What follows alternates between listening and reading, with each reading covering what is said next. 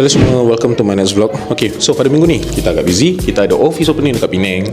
Kemudian lepas office opening tu kita jumpa macam-macam leader lah. Kita jumpa leader. And then kita dalam minggu yang sama kita ada program Remfluencer.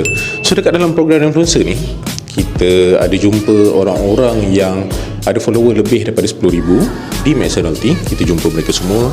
And then kita buat aktiviti lah, bernetwork. And then kita nak alignkan hala tuju kita dengan Mason, dan apa yang kita boleh bantu mereka untuk improve mereka punya sales dan juga mereka punya business. Alright, so pada hari ni kita ada training, sambungan training untuk projek yang akan datang di HQ. So hari ni saya, Bos Din dan juga beberapa banker kita ada buat kelas lah. So hari ni lebih kurang dalam 50 lebih orang register. So layan.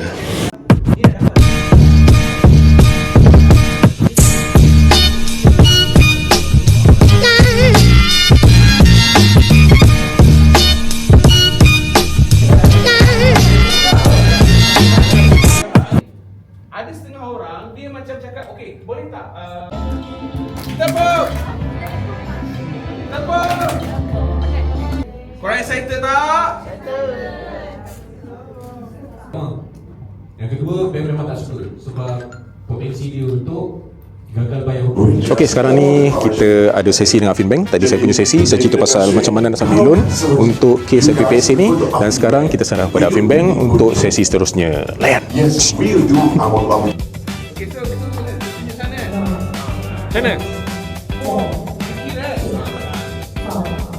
4, 3, 2, 1. Ranger Zone 10 pagi 10 malam. Okay, so 12 jam training kita. So far itu saja vlog kita pada hari ini. So daripada program dekat Penang, saya sharekan tentang kita punya program influencer. Sekarang kita buat kerja gila 12 jam live. 12 jam training. Sebelum ni kita buat 12 jam live dekat TikTok. So hari ni kita buat 12 jam training. So jangan lupa like, subscribe dan share. Jumpa saya di next vlog.